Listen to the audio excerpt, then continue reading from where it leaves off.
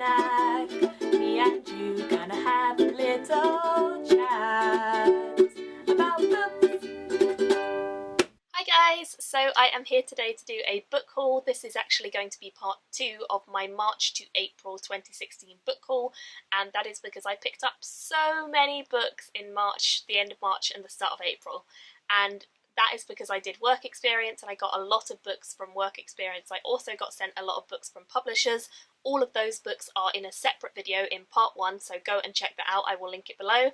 And this is part 2. I also, in that time, went up to London and met Elena, and we went for a massive day out of book shopping. We went to a ton of different secondhand bookshops and used bookshops, and we managed to find so many things that we were both excited about, that we'd been looking for, that we'd wanted. Really cheap, really reduced prices, so we couldn't resist, and I think I got like 17-ish books, so quite a few, which is very exciting. So I'm just going to show you the ones I got with Elena today, but if you want to see the rest of them, check out part 1. The first one I have to show you guys is one I'm very excited about. This was on my most anticipated list, and this is Sleeping Giants, and it's by Sylviane Nouvelle. I've heard great things about this, and a lot of hype has been surrounding the release of this book. It actually comes out on the 24th of April 2016, so pretty soon, as you guys will see, I'm sure. So this one isn't even out yet, it's an ARC, but we found this in Any Amount of Books in London. They seem to sell a lot of ARCs, and it makes me so incredibly happy because I just can get books before they're released at reduced prices. Like, this cost me £2. Okay, when this comes out, it's going to be like £15, I would imagine, and this cost me £2 before the book is even released. I mean, I'm sorry, but I'm super excited. Plus, look at that cover. Like, oh my gosh, it's so exciting. So, what is this about, I hear you ask? An 11-year-old girl named Rose is riding her bike in the woods near her home in Deadwood, USA, when the ground disappears beneath her feet. When she comes to, she finds herself in a deep pit, lying in the palm of a giant metallic hand. 17 years later, Dr. Franklin is leading top-secret scientific investigation into the strange artifact that she unwittingly discovered all those years ago. It is clear to Rose and her team that the hand is not only ancient, but also not of this world, and a search begins for the rest of the vast creation. It is perhaps the greatest puzzle humanity has ever faced. And it sounds really cool, and I'm hoping to enjoy it. I think Thomas might have read this and said he didn't think it was that good in terms of what it says it's going to be, what it promises to be, but I'm still really excited and I'm hoping I will enjoy it. And it's quite short, so that's the first one. The next one I picked up I have already read. I read it on my Kindle, and that is The Thousand Names by Django Wexler. I wanted a copy of this for a long time because, as I say, I've already read it and I really enjoyed it, but I didn't have a paperback copy, so when I found this one in perfect condition, I thought it was definitely time to just pick this one up. This is a flintlock fantasy, and it was the first flintlock fantasy that I really enjoyed, so I have done a review of this. If you want to look it up, I will try and remember to link it below. But yeah, this one I picked up purely because I wanted a paperback copy to put on my shelves, because it's awesome, and I want to continue the series sometime this year. The next one I managed to get is this one. It is The Best Science Fiction and Fantasy of the Year, Volume 7, edited by Jonathan Strahan, and it contains stories by Peter S. Beagle, Jeffrey Ford, Neil Gaiman, Nalo Hopkinson, Caitlin R. Keenan, Ted Kosmatica, Margot Lanigan, Kelly Link, Paul Macaulay, Linda Nagata and KJ Parker, and many others, so there's a lot of people in this. And this came out in 2013, so it's a few years out of date, but I'm sure all the stories are still fantastic, and there are quite a few on this list that I've never tried but I have heard of, so I'm hopeful that I will enjoy their stuff. The next one I picked up because I believe I've already got the first one in the series, although I haven't read it yet, and that is Foreign Devils by John Horner Jacobs, who wrote The Incorruptibles, I believe, and I haven't read The Incorruptibles yet, but I am sure that I will enjoy it, or at least find it interesting, and I couldn't really resist this because it was pretty cheap, just £4 for this, like, beautiful new edition. 1 part Ancient Rome, 2 parts Wild West, 1 part Forced. This is strange alchemy, a recipe I've never seen before.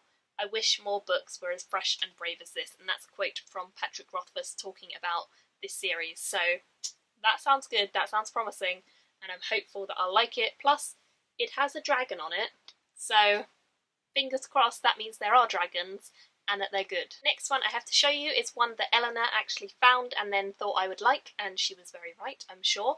This is Hope and Red by Jon Skovron. It says on the front, if you enjoyed the Night Angel trilogy by Brent Weeks, then you'll love this. And I really enjoyed the Night Angel trilogy, although I still haven't read the third one, so need to rectify that. But I'm very interested in this one. It is being published by Orbit, and it comes out in June this year, so it's not out yet. It's quite a hefty one, and it says, Hope, the lone survivor of a village massacred by the Emperor's forces, secretly trains as an assassin and dreams of vengeance. Red, an orphan adopted by a notorious matriarch of the criminal underworld, learns to be an expert thief and con artist. When they meet, empires will fall. So it sounds like it's going to be really fun, bit kick-ass, bit awesome. And I got this for £3. It's not even out yet, and I got it for £3, and I'm so happy with that shop. It's like my favourite place ever. The next one I picked up because I've already read the first one in the series. This is the third one, I believe, in the Dwarves series by Markus Heitz. The first one is The Dwarves, which is here, if you can see it. It's down there. I've already read that one, really enjoyed it, felt like it was just a really fun, awesome adventure between all these dwarves. I have the second one, I think, at uni with me, and then this is the third one, I believe. So it's in perfect condition, like really perfect condition, and I couldn't resist. Although I will say, this is a creepy, creepy picture. Like, really quite creepy.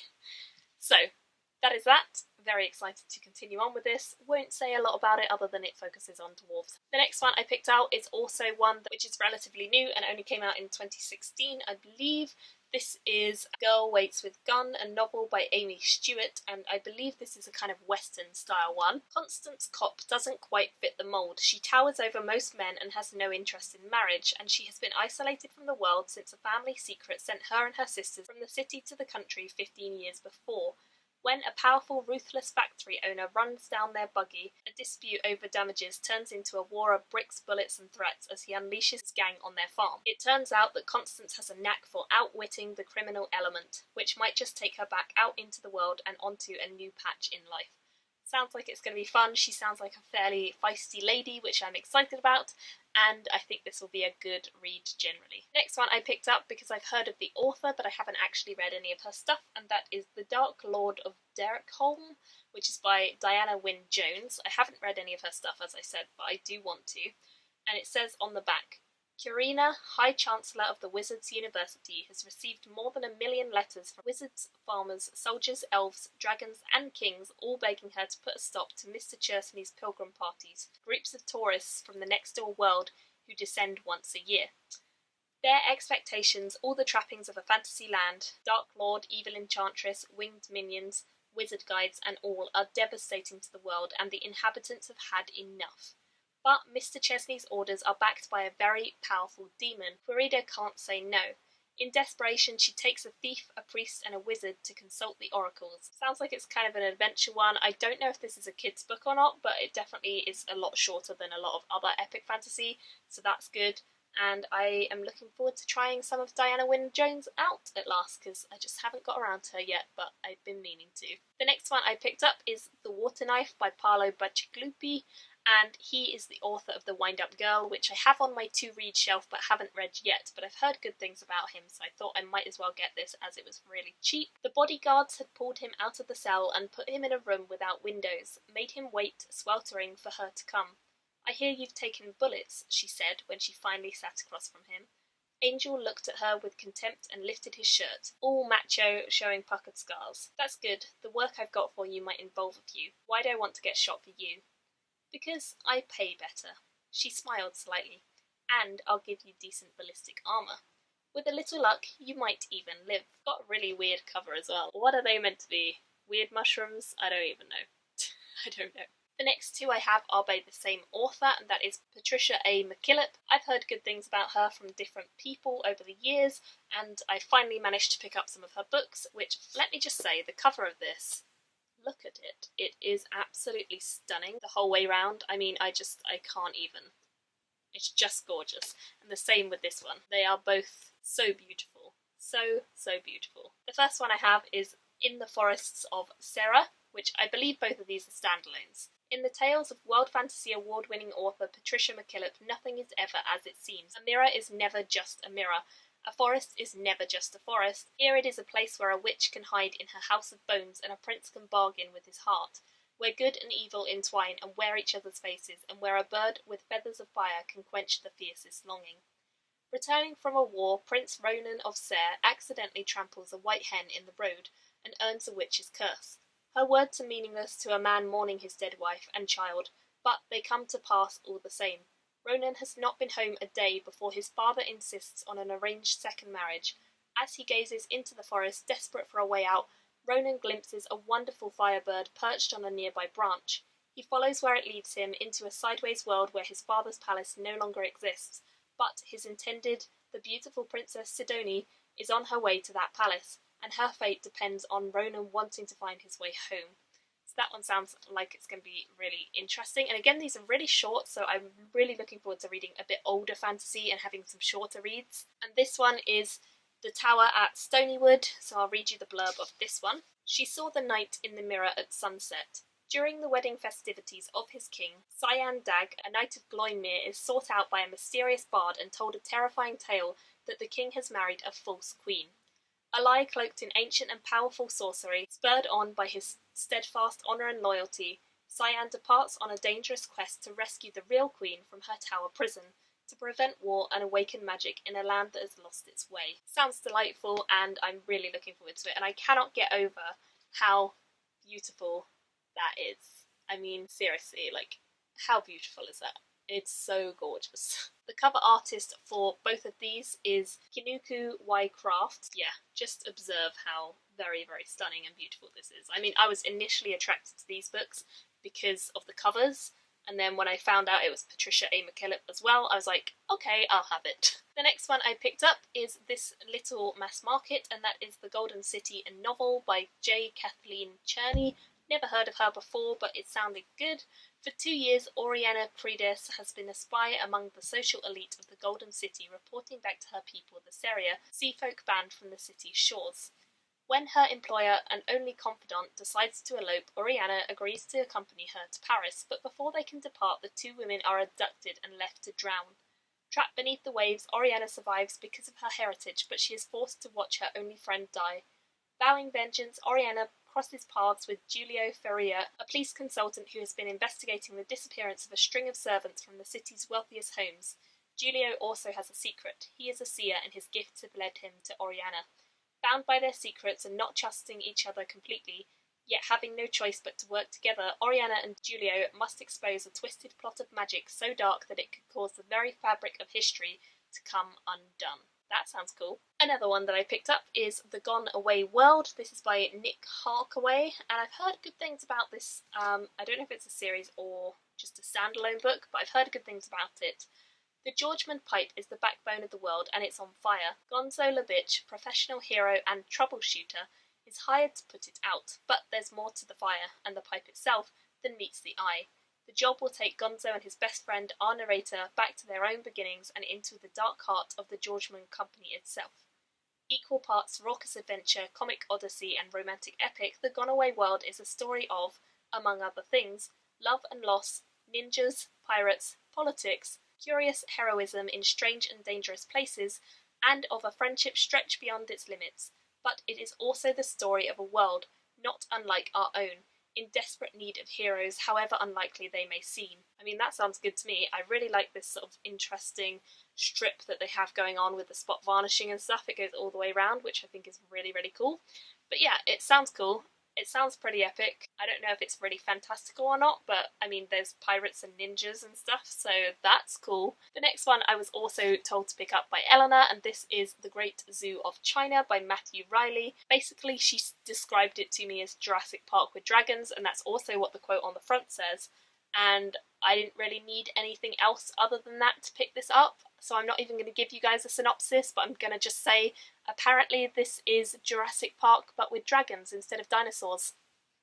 Why would you not pick that up? Also, Elena has already read it and told me it was very good, so even more reason. This one is the next one. It is Charles Stross's Accelerando. I've heard good things about Charles Stross, but I've never read any of his books, and this one says, the year is sometime between 2010 and 2015, the recession has ended but populations are ageing and the rate of tech change is accelerating dizzyingly. Manfred makes his living from spreading ideas around, putting people in touch with one another and leaving a spray of technologies in his wake. Although he lives at the cutting edge of intelligence, amplification technology, even Manfred can take on too much. And when his pet robot cat picks up some interesting information from the SETI data, his world and the world of his descendants is turned on its head.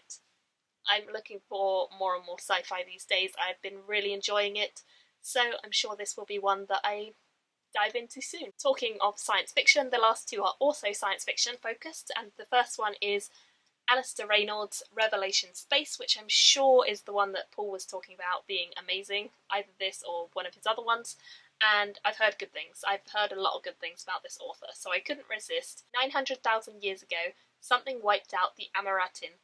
For the human colonists now settling on the Amaratin homeworld, Resurgam, it's of little more than academic interest, even after the discovery of a long-hidden, almost perfect Amaratin city and a colossal statue of a winged Amaratin. For brilliant but ruthless scientist Dan Silvestri, it's more than merely intellectual curiosity, and he will stop at nothing to get at the truth, even if the truth costs him everything. But the Amaratin were wiped out for a reason, and the danger is closer and greater than even Silvestri imagines. Revelation Space, a huge, magnificent space opera that ranges across the known and unknown universe towards the most terrifying of destination. I love these covers, they're really like holographic, rainbowy stuff, and that's super cool. And I've heard so many good things that I am hoping not to be disappointed by Alastair Reynolds, and very excited to try him out. And the final one that I have to show you guys today is 2001 A Space Odyssey by Arthur C. Clarke. I'm sure loads of you guys have heard of this or seen the film. I believe there is a film. I haven't watched the film, and I also haven't read the book, so I thought it was about time that I picked it up, and I found this one, which is an old edition but in pretty good condition. It just says the dramatic novel of one of the most spectacular films ever produced, but I haven't seen the film, so I'm going to give it a go and just see whether I like it or not. I'm sure it'll be good. I've heard good things about Arthur C. Clarke generally, so I want to try some of his stuff out anyway, so now seems like a good time. Those are all of the books that I have picked up recently. I'm sure you'll agree there are an absolute ton of gems there that were just incredible finds, and I was so happy when I found them. If you guys have read any of these, then let me know down below your thoughts on them, and if you haven't read them, let me know which ones you think I should read, because there are so many I'm not sure I'm going to be able to choose. But once I move back home in May, I'm going to be really pushing to read most of the stuff from my shelves and not buy that many more books, so I'm sure I will get to some of these fairly soon. Thank you all for watching. Don't forget to check out part 1 if you haven't already seen it, and leave me some comments below, and I will see you again next time. Bye! Thank you for watching my video today.